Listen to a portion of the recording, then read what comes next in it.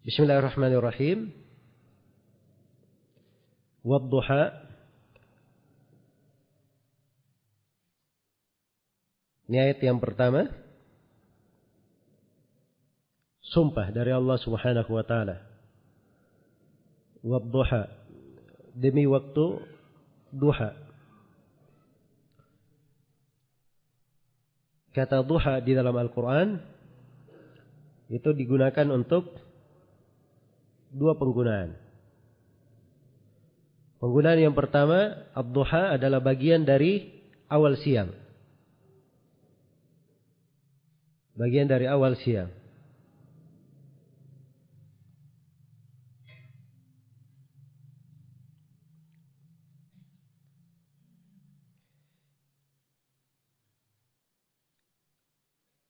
Yang bisa atau biasa kita sebut dengan waktu duha. Seperti sekarang ini.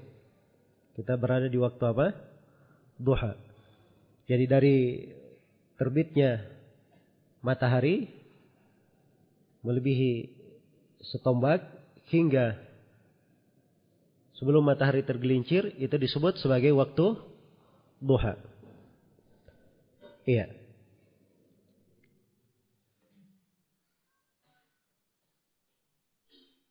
Nah, seperti misalnya penggunaan di ayat di akhir An-Naziat. Illa ashiyuha wa wa duhaha. Itu waktu duha di situ.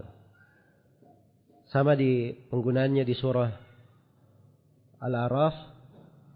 Apa amina ahlul qura ayyatiyahum ba'suna duhan wahum yal'abun. Iya. Atau di surah Al-A'raf bisa bermakna satu hari penuh ya. Di mana yang kedua? Mana yang kedua dari ad-duha itu bermakna seluruh waktu siang. Seluruh waktu siang. Iya. Itu dua makna. Walaupun asal kata ad-duha itu adalah nama untuk cahaya matahari ketika dia sudah terbit dan sudah tinggi. Itu asal penamaan duha. Tapi dari sisi penggunaan dalam Al-Quran ada dua penggunaan. Dan di sini yang dimaksudkan penggunaannya bermakna siang seluruhnya. Bermakna siang seluruhnya. Karena ayat yang kedua adalah malam. Berarti duha bermakna siang seluruhnya. Iya.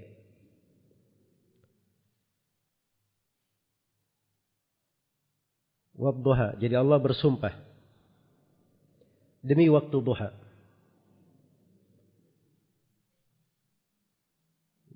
Wal laili idza saja, dan demi malam ketika saja. Ya, ketika telah tenang dengan kegelapan.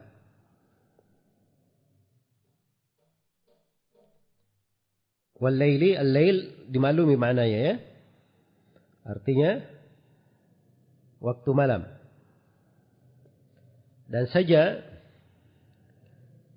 ini diantara ulama ada yang berkata aqbala bi dhalamihi, apabila malam itu telah datang dengan kegelapannya. Iya.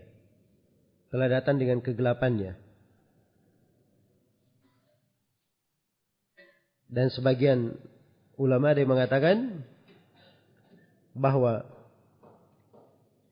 saja artinya dia menutupi segala sesuatu dengan kegelapan.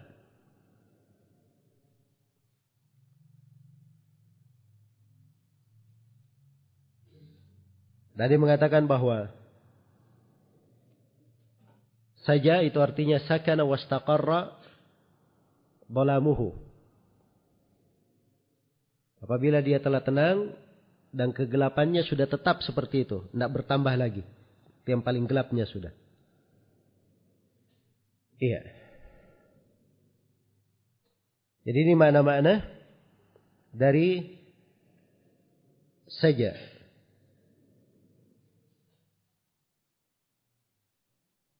Jadi kalau diterjemahkan mana ayatnya, itu selalu saya bahasakan seperti itu ya. Terjemahan makna ayat. Terjemahan makna ayat. Karena ayat itu tidak bisa diterjemah. Yang bisa diterjemah cuma apa? Maknanya. Al-Quran itu adalah mukjizat. Ayat dari ayat-ayat Allah. Ini bahasa mukjizat kadang saya pakai karena kalau saya bahasakan ayat kadang sulit dimengerti ya. Karena yang populer disebut mukjizat. Walaupun dari sisi syar'i penamaan ayat itu lebih bagus. Sebab kata mukjizat itu tidak ada di dalam penggunaan Al-Quran. Iya. Hanya saja di penggunaan orang belakang. Tapi masalahnya di bahasa Indonesia itu lebih dipahami. Jadi ayat-ayat Al-Quran itu huruf per hurufnya, kalimat per kalimatnya itu adalah kebesaran dan tanda-tanda kebesaran Allah. Tidak ada yang bisa mendatangkan semisal dengannya. Jadi tidak mungkin ada ayat bisa diterjemahkan. Karena itu yang ada ayat itu diterjemahkan maknanya. Maknanya yang diterjemahkan. Iya. Kalau ada yang berkata terjemahan harfiah, maksudnya terjemahan makna secara harf. Makna yang dia terjemah. Sebab satu kalimat dalam Al-Quran tidak bisa diganti dengan kalimat lain ditempatkan pada ayat. Iya. Karena penggunaannya di situ ada bentuk mukjizat. Jadi wal-laili idza saja, demi waktu malam, demi malam hari apabila telah sunyi, telah tenang dengan kegelapan. Ma wadda'aka rabbuka wa ma qala. Iya. Rabbmu wahai Nabi Muhammad, ma wadda'ak, tidak meninggalkan engkau. Wadda'aka artinya meninggalkan engkau.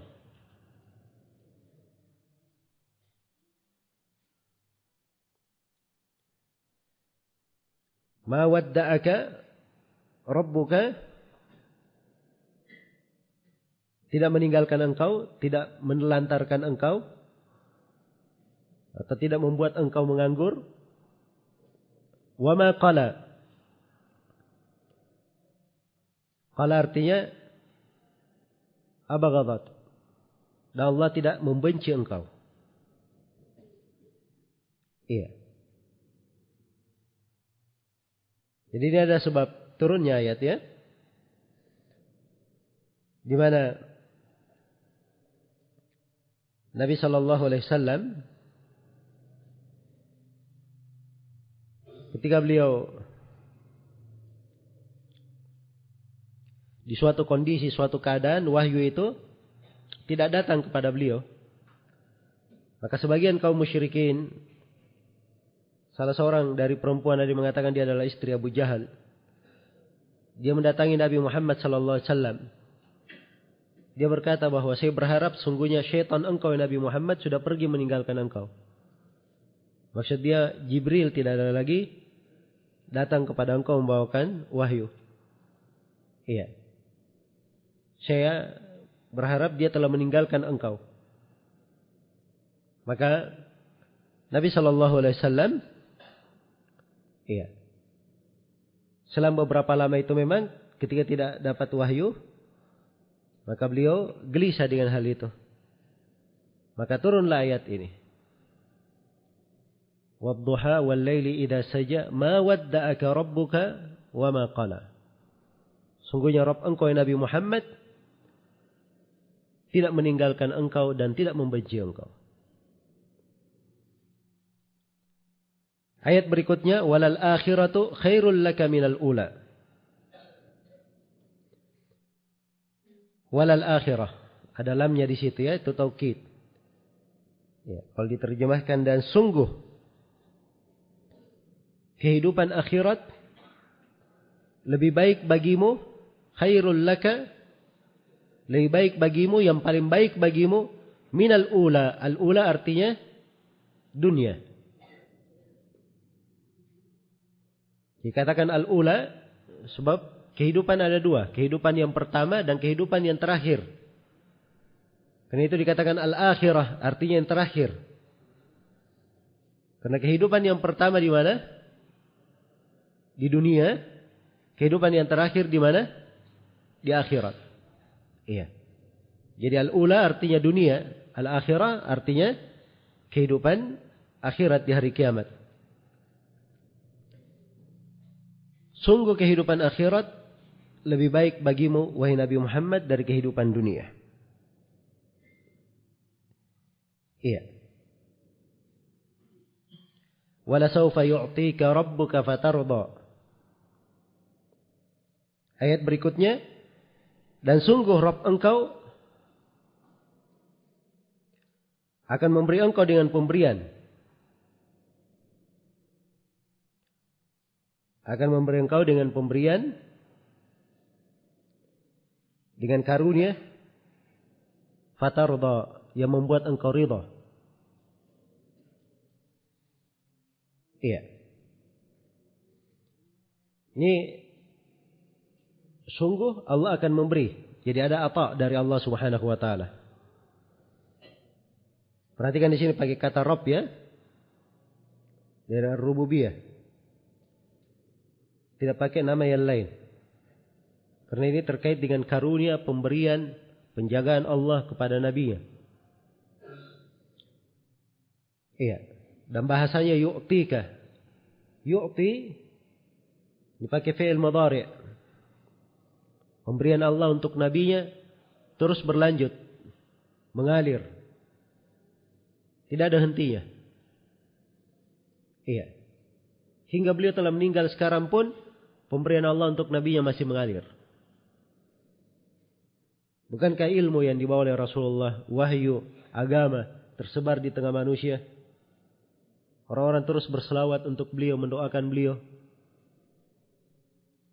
Pemberian Allah Subhanahu wa ta'ala kepada nabinya tidak pernah berakhir. Sungguh Allah akan memberimu pemberian dengan karunia fatarda, yang membuat engkau ridha. Iya. Dan pemberian ini ada yang mengatakan dia adalah syafaat di tengah umatnya. Ada yang mengatakan dia adalah syafaat. Iya. Ada yang mengatakan itu adalah pahala. Ada yang mengatakan bahwa pemberian artinya an-nasr wa tamkin wa kasratil mu'minin. Engkau akan diberikan dari nasr, pertolongan, dimapankan, dan banyak kaum mukminin yang mengikutimu. Ya, dan konteks dari ayat lebih umum daripada itu. Ini contoh-contoh dari penafsiran. Bagian dari makna ayat, bukan seluruhnya. Yang jelas pemberian untuk nabinya ada yang terkait dengan dunia, ada yang terkait dengan apa? Akhirat. Iya. Ada yang terkait dengan akhirat. Kemudian Allah ingatkan nabinya akan keadaannya dahulu. Kemudian bagaimana karunia Allah kepada nabinya setelah itu. Pada 3 perkara. Yang pertama, alam yajidka yatiman fa'awa. Bukankah dia telah menemukan engkau seorang anak yatim, fa'awa,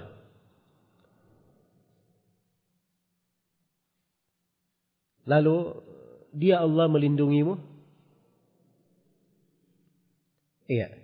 Diingatkan nabinya bahwa dulu dia adalah anak yatim. Iya, yatim itu adalah siapa yang meninggal ayahnya dan dia belum balik, itu yatim namanya. Kalau Nabi kita Nabi Muhammad sallallahu alaihi wasallam meninggal ayahnya, kemudian meninggal siapa? Ibunya. Ya, kalau orang Indonesia bilang yatim piatu. Ya. Jelas ya? Tapi kalau yatim dalam istilah syar'i, siapa yang meninggal ayahnya dan dia belum apa? Belum balik. Bukankah engkau didapati sebagai anak yatim. Fa'awa, lalu Allah melindungimu. Iya, fa'awa artinya Allah memberikan ma'wa kepadamu. Tempat yang kau berlindung, berarah padanya. Ya, Nabi ketika yatim sallallahu alaihi wasallam, ya, dimaklumi bahwa beliau diasuh oleh pamannya.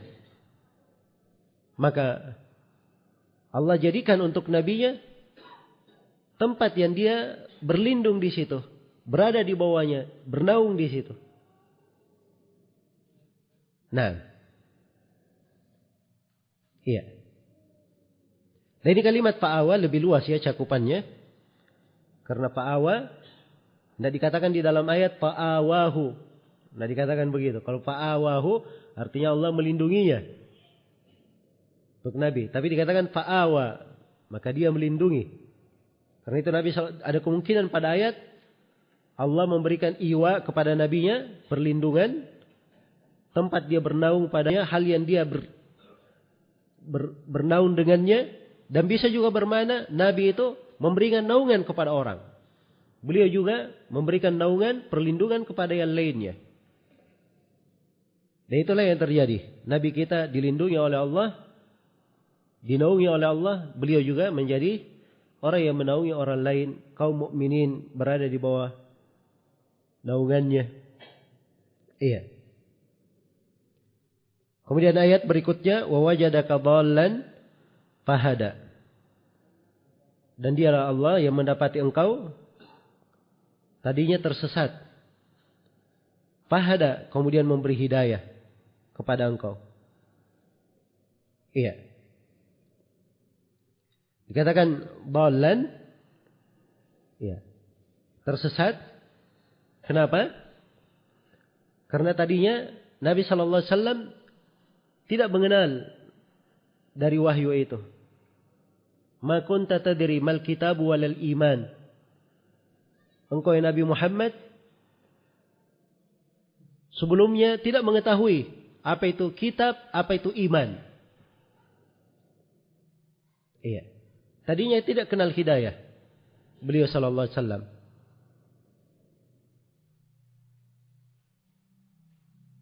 Dan juga seperti di dalam ayat, nahnu naqussu 'alaika ahsanal qasasi bima auhayna ilaika hadzal Qur'an wa in kunta min qablihi apa? Laminal ghafilin. Ini sama maknanya. Dulunya beliau ghafil, tidak mengenalnya. Maka Allah beri hidayah, fahada, diberi hidayah. Ini penafsiran yang paling masyhur di kalangan ahli tafsir. Dan ada yang mengatakan bahwa beliau pernah tersesat di jalan Mekah, lalu Allah beri hidayah kepada nabinya. Dan pernah ada juga sebagian ahli tafsir yang mengatakan beliau pernah tersesat di jalan menuju ke Syam bersama pamannya, lalu Allah beri hidayah kepada nabinya. Dan konteks ayat umum sebenarnya. Hanya saja makna yang pertama itu makna yang disebut oleh kebanyakan ahli tafsir. Iya. Ini karunia yang sangat besar. Tadinya beliau dhallan, tersesat, tidak mengenal apa itu kitab, apa itu iman. Kemudian Allah beri hidayah, fahada. Tidak dikatakan dalam ayat fahadahu, tapi dikatakan fahada. Karena Nabi itu diberi hidayah oleh Allah dan beliau juga menjadi hidayah untuk orang lain. Menjadi hidayah untuk orang lain. Jadi ini nikmat. Hal yang kedua yang diingatkan kepada nabinya. Hal yang ketiga yang diingatkan kepada nabinya, wa wajadaka a'ilan fa'aghna. Dan Allah dapati engkau Nabi Muhammad a'ilan. Iya. A'ilan artinya fakiran. Tadinya engkau orang yang fakir. Orang yang kekurangan. Kemudian dikatakan fa'aghna. Lalu Allah memberikan kecukupan. Beliau diberi ghina oleh Allah. Kecukupan. Kecukupan di segala maknanya. Karena itu kata sebagian ahli tafsir, engkau tadinya adalah fakir wahai Nabi Muhammad, kemudian Allah cukupi engkau dengan harta Khadijah, kemudian dengan ghanimah. Iya. Karena Nabi tadinya fakir. Setelah itu Allah berikan hidayah kepada nabinya, beliau menikah dengan Khadijah. Khadijah adalah perempuan yang kaya, memiliki banyak harta. Dia jadikan hartanya pada suaminya. Maka menjadilah Nabi Muhammad SAW cukup dengan hal tersebut. Iya.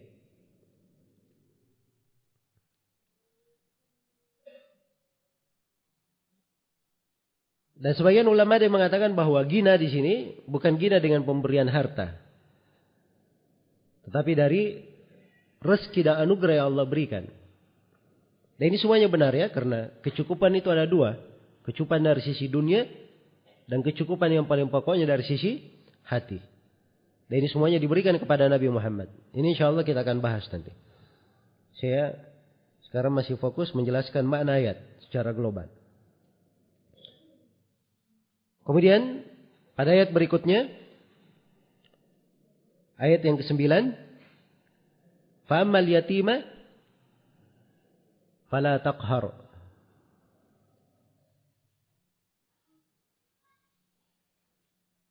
Adapun terhadap anak yatim, maka janganlah engkau berlaku sewenang-wenang. Iya. Fala taqhar artinya jangan kamu taklukkan dia, kamu kuasai dia dengan berbuat jelek terhadapnya. Itu lebih dekat kepada makna sewenang-wenang.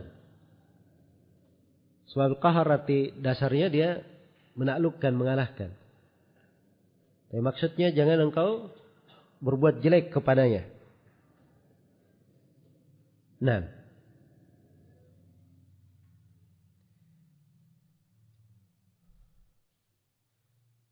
famal yatima fala taqhar.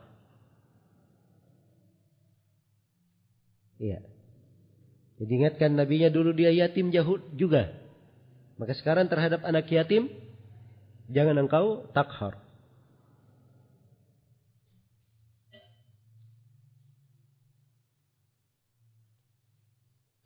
Fala taqhar, jangan berbuat sewenang-wenang terhadapnya.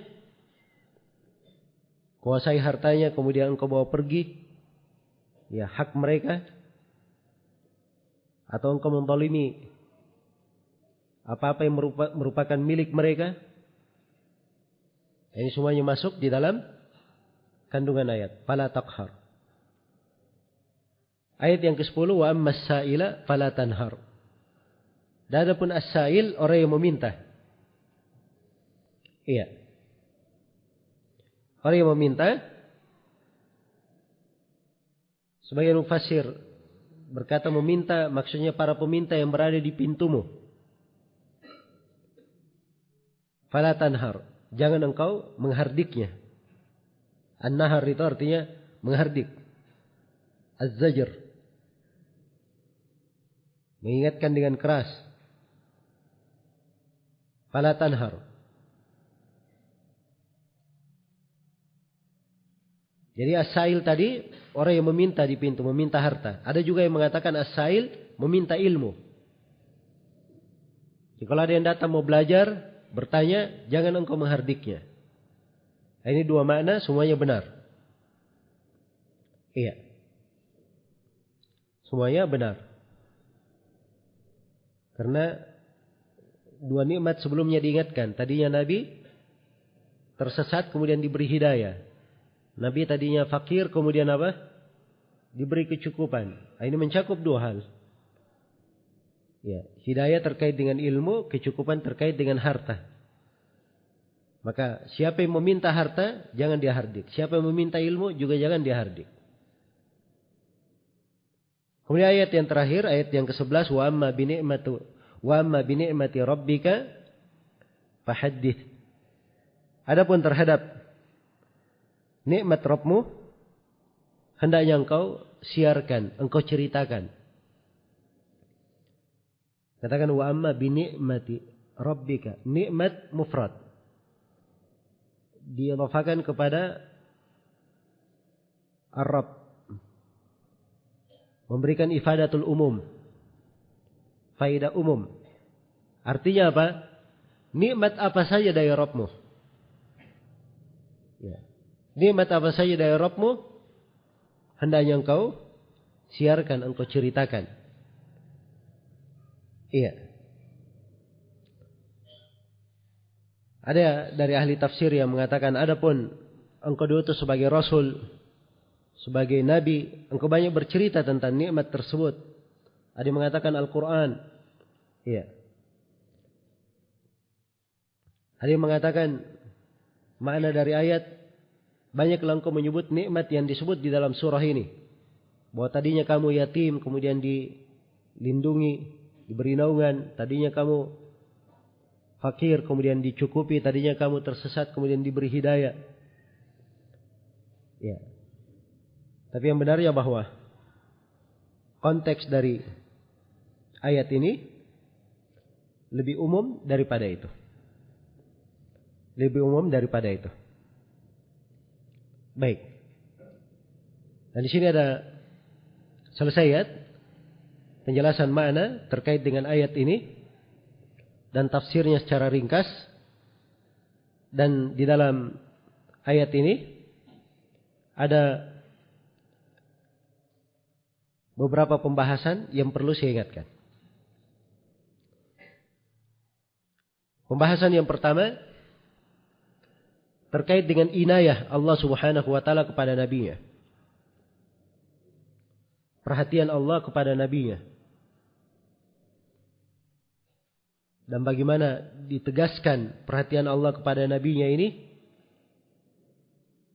dengan penyebutan nama Ar-Rabb di dalam firman-Nya, "Wala sawfa yu'tika rabbuka." Itu perlu direnungi. Perhatian Allah kepada Rasulnya. Ma wadda'aka rabbuka wa ma qala.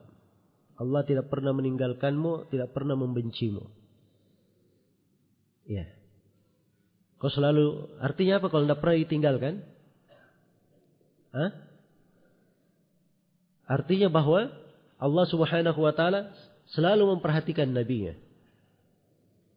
Menyambung untuknya apa yang beliau perlukan. Iya. Menyambung untuknya apa yang beliau perlukan. Wa ma qala, dan Allah tidak pernah membencimu. Artinya bahwa nabinya selalu dicintai oleh Allah. Selalu dikasihi oleh Rabbnya. Iya. Selalu dikasihi oleh Rabbnya. Nah,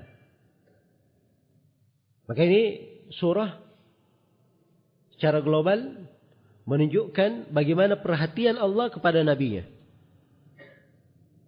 Diingatkan nikmat, 3 nikmat. Tadinya kamu yatim, tadinya kamu tersesat, tadinya kamu fakir. 3 nikmat kemudian disebutkan bagaimana 3 keadaan yang tadinya kurang ini menjadi keadaan yang sempurna, berubah menjadi lebih baik.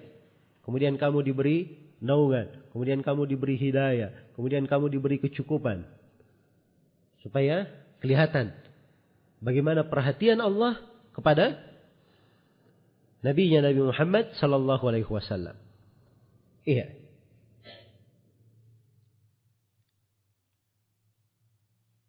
Dan saya akan sebutkan nanti dari salah satu faedah ini bahwa ini surah walaupun terkait dengan perhatian Allah kepada nabinya, tapi ini juga masuk kepada siapa yang menempuh jalan Nabi sallallahu alaihi wasallam, yang berada di atas tuntunan dan syariatnya.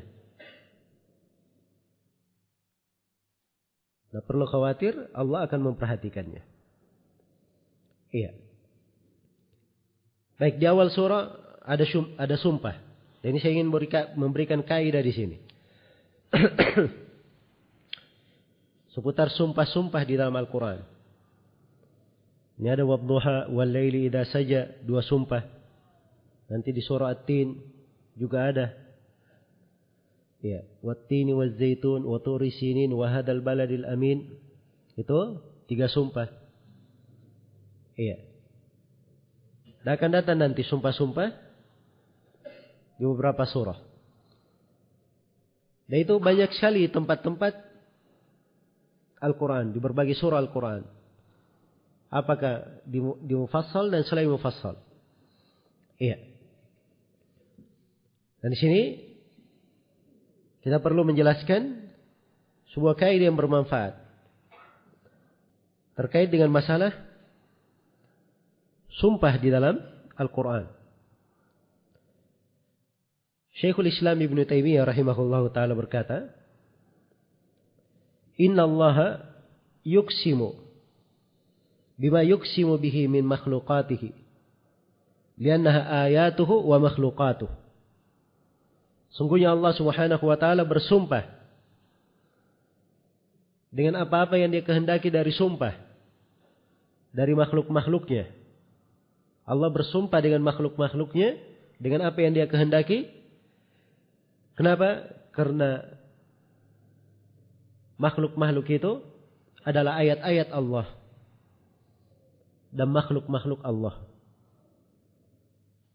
Maka sumpah ini dalilun ala rububiyatihi wa uluhiyatihi wa wahdaniyatihi wa ilmihi wa qudratihi wa masyiatihi wa rahmatihi wa hikmatihi wa azamatihi wa izzatihi. Sumpah Allah dengan makhluk-makhluknya, ayat-ayatnya ini menunjukkan rububiyahnya, uluhiyahnya, kesendiriannya, menunjukkan ilmunya, kemampuannya, kehendaknya, rahmatnya, hikmahnya, kebesarannya dan keagungannya. Iya. Itu kaidahnya ya. Fahuwa subhanahu yuksimu biha. Allah subhanahu wa ta'ala bersumpah dengan makhluk-makhluk itu. Lianna iksamahu biha ta'zimun lahu subhanahu. Karena Allah bersumpah dengan makhluk, itu pengagungan untuknya. Pengagungan untuknya. Jadi Allah berhak bersumpah dengan makhluk-makhluknya. Menunjukkan keagungannya, kebesarannya. Dia yang maha bersendirian. Dia yang maha mampu. Dia melakukan apa yang dia kehendaki, tidak ada yang bisa menahannya. Itu menunjukkan akan kebesaran Allah subhanahu wa ta'ala. Tapi kata Syekhul Islam, wa nahnul makhlukun, laysa lana an nuqsima biha bin nassi wal ijma'. Adapun kita, makhluk, tidak boleh kita bersumpah dengan makhluk. Iya. Kalau Allah bersumpah demi waktu duha, demi malam, demi matahari, demi bulan, makhluk-makhluknya, tanda-tanda kebesarannya, menunjukkan keagungan dan kebesaran Allah. Tapi kalau makhluk bersumpah demi matahari, demi bulan, itu enggak boleh. Maka itu adalah syirik. Iya. Jadi dilarang untuk makhluk bersumpah dengan makhluk bin nassi wal ijma', secara nas dan secara apa? Ijma'.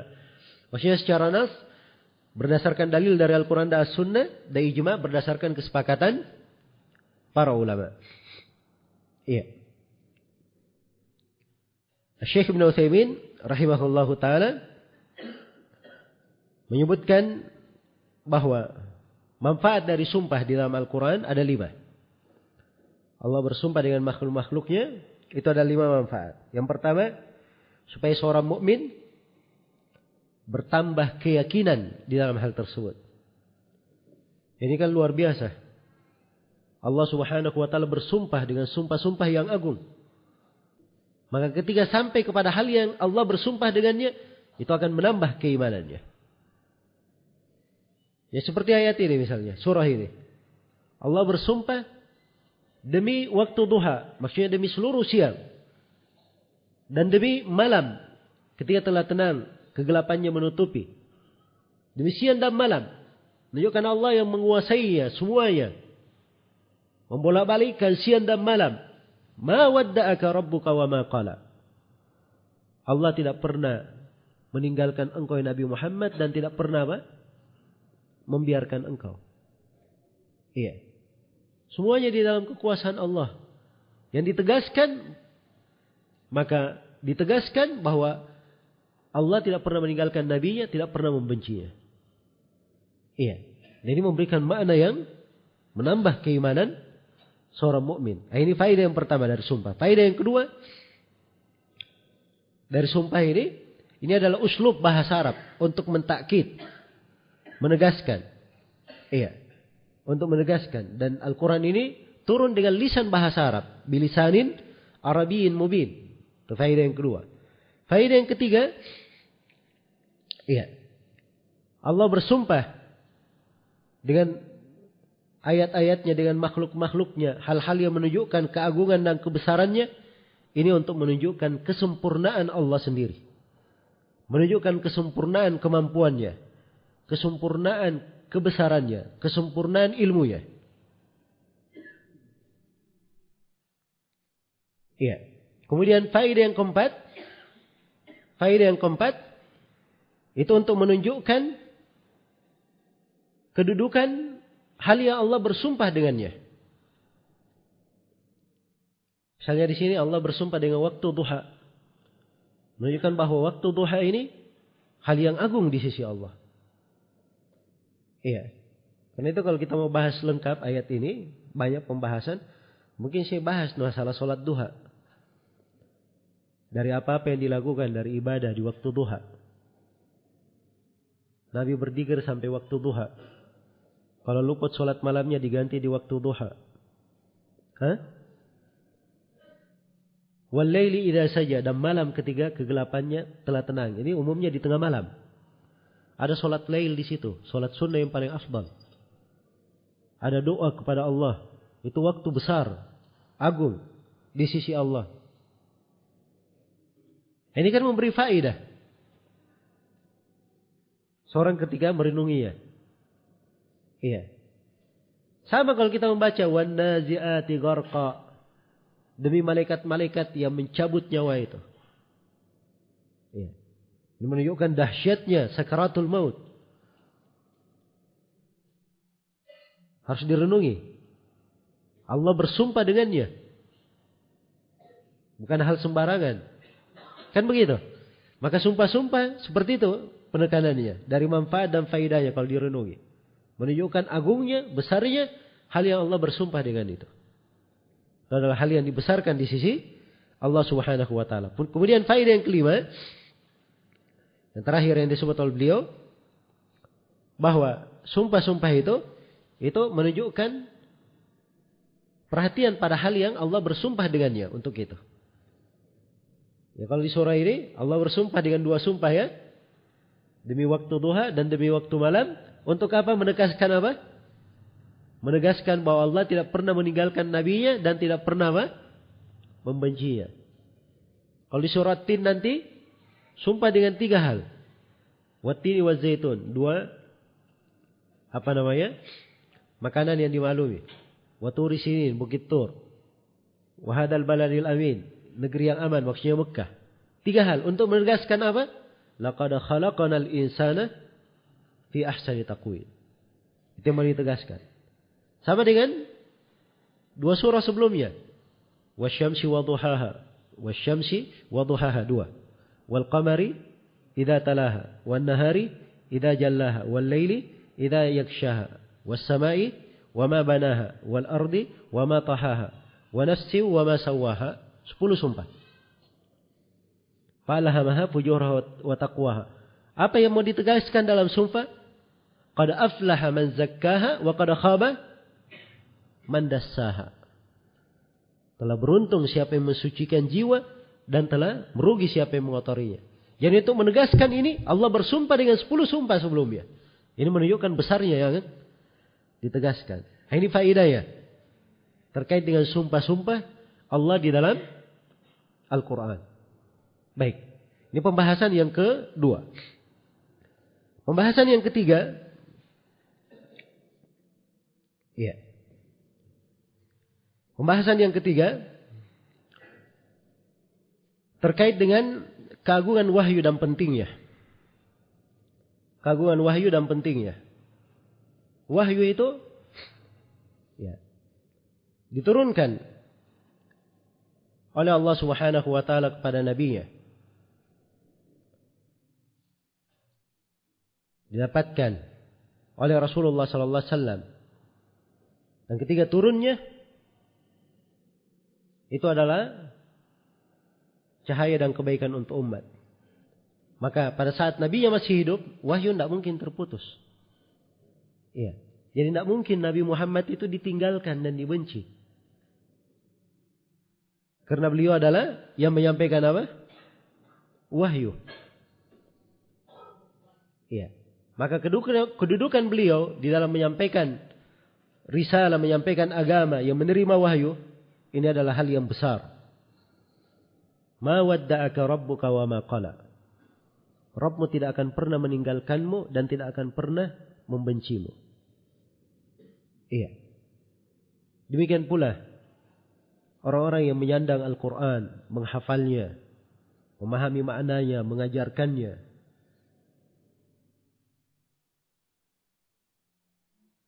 Akan selalu di dalam perhatian Allah Subhanahu wa taala.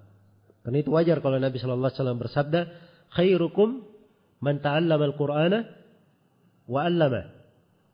Sebaik-baik kalian adalah siapa yang mempelajari Al-Qur'an dan mengajarkannya. Kemudian pembahasan yang ke berapa? Yang keempat. Pembahasan tentang pengagungan kehidupan akhirat di atas kehidupan dunia. Ini kaidah berulang di dalam Al-Quran. Ini beberapa surah ya. Di akhir Al-Quran ini. Ini subhanallah. Kalau kita renungi dengan lebih mendalam lagi, dahsyat sekali maknanya. Ini surah-surah akhir Al-Quran ya. Penutup Al-Quran. Penutup Al-Quran. Biasanya yang penutup-penutup itu adalah hal-hal yang besar. Iya. Hal-hal yang besar. Di penutup-penutup banyak surah di penutup Al-Quran ini, itu banyak penekanan kehidupan akhirat lebih bagus dari kehidupan dunia. Apalagi nanti kalau kita sampai di surah An-Nasr, bagaimana itu adalah tanda ajal Nabi sudah dekat. Tanda ajal Nabi sudah dekat. Dan harus dipahami bahwa kehidupan tergantung penutupnya. Kalau di penutupnya kehidupan akhiratnya redup, kecil di dalam hatinya, lebih besar kehidupan dunia, bagaimana jadinya?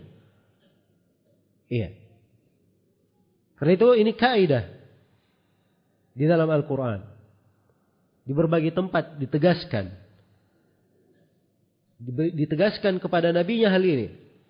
Diingatkan bahwa kehidupan akhirat itu lebih baik untuknya dari kehidupan dunia. Supaya besar kedudukan akhirat itu di dalam dada. Tidak ada apa-apanya dari kehidupan dunia. Nah, ini harus ada di hati setiap muslim pada segala keadaan. Dia istiqamah di atas hal tersebut dan wafat di atas hal itu. Iya. Apalagi kalau dia penuntut ilmu. Kapan kehidupan dunia lebih besar dalam hatinya, nah itu tanda kehancurannya. Kalau dia penuntut ilmu. Karena itu, nasallallahu al-afiyah, kita ketemukan sebagian penuntut ilmu, dai-dai, orang-orang yang sudah tadinya bagus dalam ilmunya, menyimpang. Kenapa? Iya. Ujung-ujungnya duit. Ujung-ujungnya dunia. Ketenaran membuatnya keluar dari jalan. Ya. Selalu tampil depan umum menjadi fitnah. Dunia lebih besar di dalam hatinya. Maka ini apa? Bukan tanda yang baik. Ya, karena itu ciri seorang yang istiqamah ini kaidah ada di dalam pada dirinya. Kehidupan dunia, kehidupan akhirat lebih besar padanya lebih mendominasi untuk dirinya, lebih dia agungkan daripada kehidupan dunianya. Itu yang kita lihat pada para ulama kita. Iya. Tampak sekali dari ulama-ulama kita di masa ini. Siapa yang membaca biografi Syekh bin Baz rahimahullah, Syekh Ibn Utsaimin, ya, Syekh Mukbil, sampai dari para ulama yang masih hidup di masa ini, itu kelihatan orang-orang yang kehidupan akhirat lebih besar di dalam dadanya daripada kehidupan dunia. Kadang sebagian dari ulama banyak kemudahannya dari dunia, tapi dunia cuma di tangan, tidak di hatinya. Dunia di tangan, hina di sisinya, bukan hal yang besar di dalam hatinya. Nah, itu ciri seorang alim Rabbani. Dan itu ciri seorang itu istiqamah. Iya. Karena itu seorang harus selalu introspeksi dirinya. Dia perhatikan dalam kegiatan apa saja. Dia timbang antara dunia dan akhiratnya. Kalau akhirat lebih besar pada dirinya, bergembira. Bersyukur kepada Allah, memberi taufik. Tapi kalau dunia lebih besar di dalam hatinya, ini hati-hati. Hati-hati. Harus banyak memperbaiki diri. Mensucikan jiwa. Karena itu tanda tidak baik. Nah, ini surah-surah di belakang ini, Masya Allah, terdapat di dalamnya pilar-pilar, pijakan-pijakan yang bisa membantu seseorang itu menjadikan kehidupan akhirat lebih besar di dalam jiwanya daripada kehidupan dunia. Iya. Dan itu diingatkan kepada nabinya ini. Walal akhiratu khairul laka minad dunya. Ini satu renungan ya. Dan di sini banyak renungannya. Dan itu dari tadi saya bilang ini pembahasan kita antara ringkas dan pertengahan. Ya, bukan pembahasan yang panjang. Baik. Pembahasan yang kelima yang ingin saya sebutkan di sini. Keadaan Nabi Shallallahu Alaihi Wasallam yang terus meningkat dalam hidupnya. Dari sebuah keadaan menuju kepada keadaan yang lebih baik. Tadinya yatim diberi teduhan, perlindungan oleh Allah. Tadinya tersesat diberi hidayah. Tadinya fakir diberi kecukupan. Dari sebuah keadaan meningkat kepada keadaan yang lebih baik. Itulah kehidupan seorang mukmin. Hari ini lebih baik daripada hari kemarin. Hari esok lebih baik daripada hari ini. Dia bertambah dari amalan di dalam hidupnya. Iya. Kadang itu datang dari upayanya, ijtihadnya. Dan kadang hal yang berjalan biasa, lumrah. Karena itu ada dua orang sahabat. Dua-duanya sama-sama masuk Islam. Iya. Subhanallah. Sama-sama masuk Islam. Dua-duanya tinggal di rumah seorang sahabat yang bernama Talha bin Ubaidillah. Karena mereka ini dari negeri di luar Madinah, datang ke kota Madinah, dinaungi oleh para sahabat, penduduk Madinah. Maka tinggallah dia di rumah Talha bin Ubaidillah, dua orang ini. Iya. Berijtihad, ibadah. Iya. Hanya saja salah seorang dari keduanya lebih berijtihad dalam ibadah. Dan orang yang lebih berijtihad ini, dia ikut jihad fi sabilillah, kemudian dia mati syahid. Mati syahid. Orang yang kedua yang biasa-biasa saja, bersungguh tapi tidak sama dengan yang pertama, dia hidup setelahnya 1 tahun. Setelah itu meninggal juga. Ya mungkin karena hubungan dua orang ini dekat dengan Talha bin Ubaidillah. Talha bin Ubaidillah bermimpi melihat dua orang ini. Dua-duanya masuk ke dalam sorga. Tapi yang mengherankan, orang yang terakhir meninggal lebih dahulu masuk sorga daripada yang pertama. Maka dia pun heran. Yang pertama mati syahid. Lebih sungguh-sungguh dalam ibadah. Kenapa yang kedua lebih dahulu masuk Surga. Maka datanglah Talha bin Ubaidillah kepada Nabi. Dalam riwayat lain, Talha bin Ubaidillah menceritakannya kepada orang-orang karena dia heran. Orang-orang yang cerita kepada Nabi. Yang jelas sampai kepada Nabi. Nabi berkata, kalian heran dengan hal ini? Ya. Menunjukkan bahwa mimpinya benar ya. Kalian heran dengan hal ini? Bukankah orang yang pertama dia masih hidup setahun? Bukankah dia sholat sekian ribu rakaat? Dia berpuasa Ramadan? Perhatikan. Jadi tambahan umur dengan tambahan amalan solih itu membuat keadaan seorang mukmin menjadi lebih baik dan lebih apa? Lebih baik. Jadi seorang di dalam hidup harus seperti itu.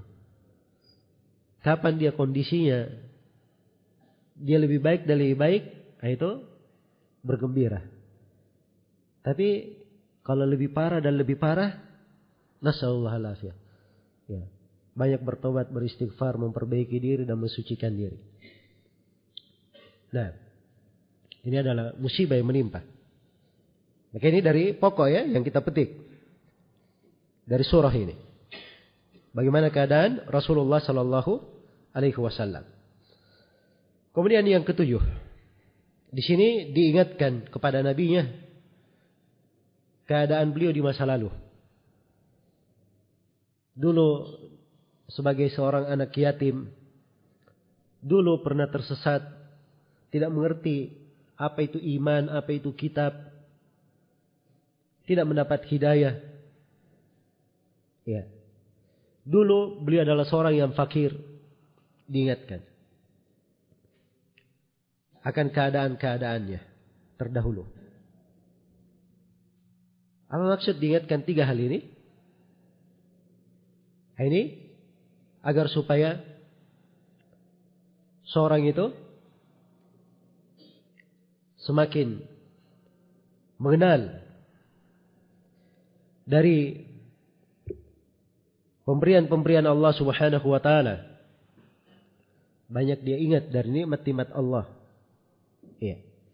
Di mana keadaannya yang kurang dahulu itu menjadi sebab dia bersyukur terhadap nikmat-nikmat Allah Subhanahu wa taala. Dan keadaannya yang dahulu mengingatkan dia apa kewajibannya di belakang nikmat itu. Iya.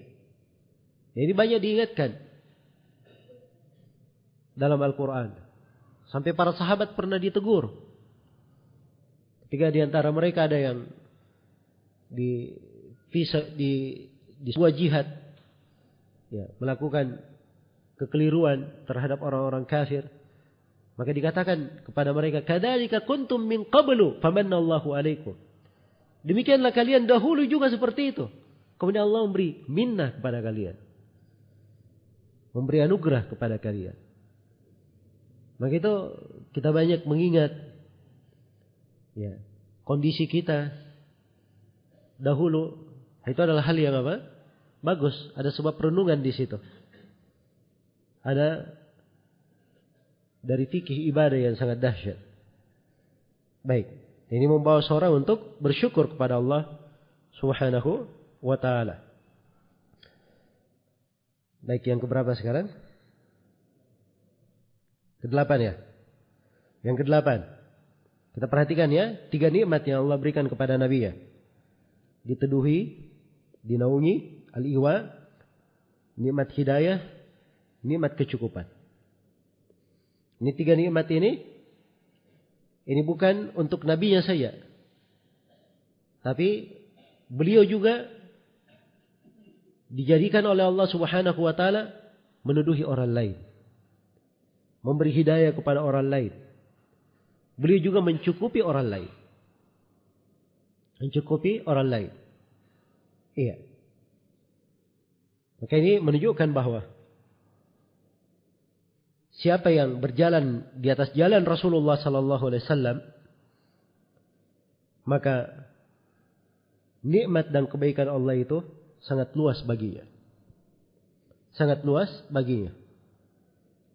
Dan ini kita harus selalu ingat ya, betapa pentingnya menapaki jalan Nabi, berpegang dengan sunnahnya, menolong agamanya, menjadi pengikutnya yang benar. Karena memang di belakangnya terdapat berbagai kebaikan untuk diri kita sendiri dan juga ada kebaikan untuk orang-orang lain.